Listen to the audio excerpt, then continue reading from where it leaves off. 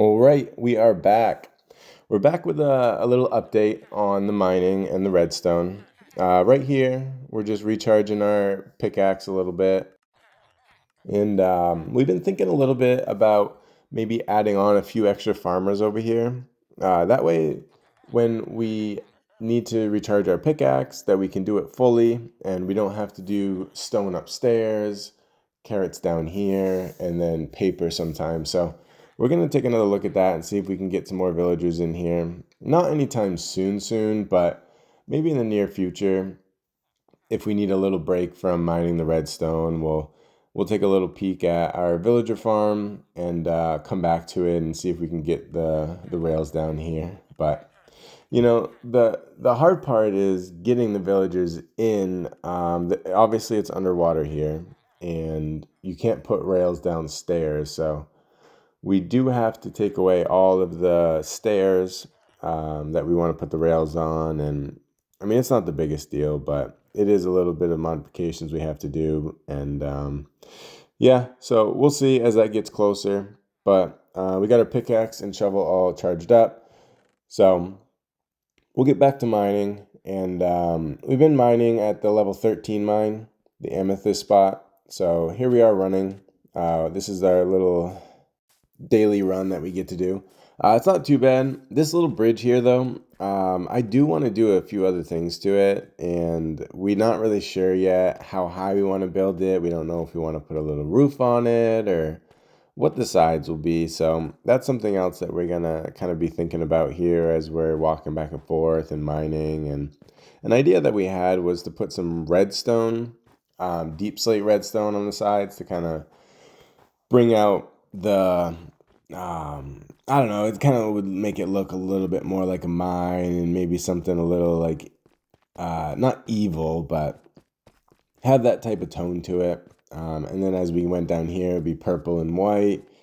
It kind of give it just a different type of look. But here we are in the level 13. We're going to be mining a little bit. We're going to see how good the redstone is. We're going to go this way, all the way over there. And we did end up mining a little bit. But honestly, we didn't have much luck with redstone. Level 13 seems to be the best for iron right now, and that's great if we ever need iron. But as you can see, we only got 19 redstone there, and that was after mining with two full pickaxes. So we should be getting a lot more than just 19 redstone and two pickaxes, because that's a lot. This is the other ores that we got with those two pickaxes. So we're gonna probably switch it up and go back to the level 7 mine. That one seemed to be a little bit better for us, and honestly, we get a lot of coal, we get a lot of iron, and we get a lot more redstone there. And it is lower, so we do end up getting a lot more diamonds, but it's up in the air because the level 7 mine is very dug out and it's a far run for me after remining. And I'll kind of show you that in this video. What I like to do is to kind of sit at the bottom of those stairs and then kind of look out and see how far we can see the stone in the edges. And over there, you can kind of see where the little rail is that attaches to the castle. So we might be able to box that in a little bit to kind of keep it hidden. It doesn't really look too bad right now, so we'll probably leave it.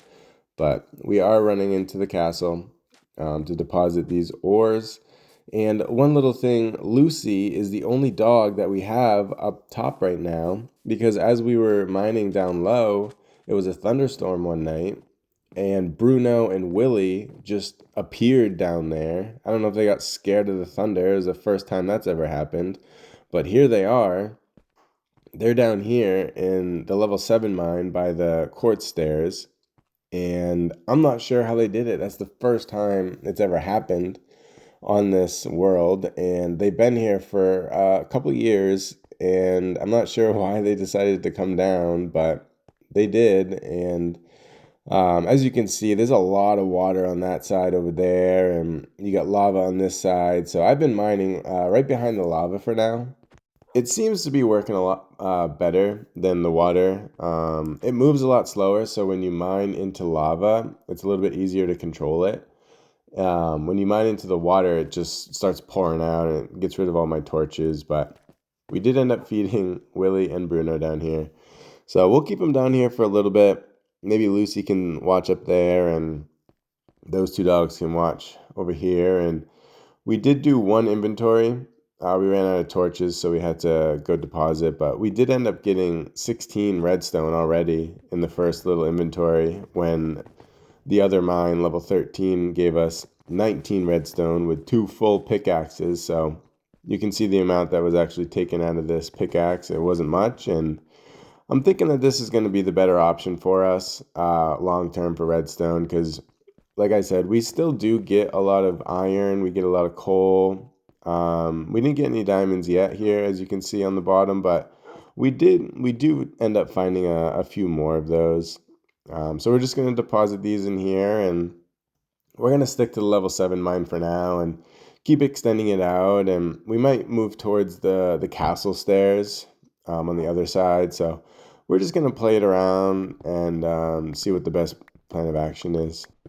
And over here, one little thing I would want to show here is back in the past, I did do a little bit of the tunneling through here. So what I'm end up doing is running into all these places, and it's kind of cool to see like how close certain ores would be or what ores I missed along the way. So I'd like to mine next to these, and look, we found diamonds like 2 blocks away from where we were. So it's kind of cool to see like what we missed in the past and how close we were to other things. And ultimately, it kind of shows you the different patterns that the ores have. So if there's one redstone here, maybe there'll be a redstone to the left, right, or right below it. It kind of gets you used to the different patterns that the ores come in and how that they kind of come naturally in these places. So we did end up finding a little bit more coal and redstone here, so that was pretty cool. And finally, we did end up using the whole pickaxe there.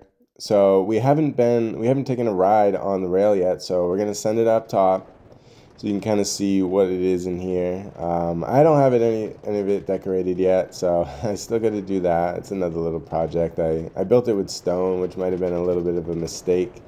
It probably would have been better to be built with a different block. That way I don't have to tear down the rails at all. But here we are. It's just a quick little jaunt up top here.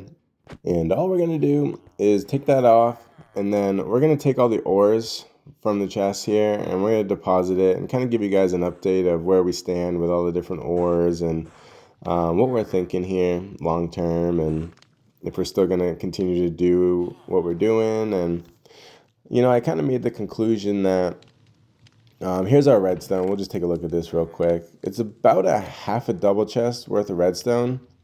I'm not entirely sure if it's going to be 2 full double chests, and then we'll mine it up to see how many blocks we get out of it. I think that'll probably be the best case scenario for the redstone. We got a good amount of coal here, as you can see, but the redstone, we're going to do 2 full double chests of the ores, and then we're going to mine everything. And like I said, we're going to see how many blocks we get out of 2 full redstone chests. And from there, we're going to reevaluate to see if we need more or what we're going to do from there. So I think it's safe to say that we're going to go for 2 double chests of redstone, and then we're going to see how many other ores we have. Right now, we almost have a full chest of coal, so we'll see.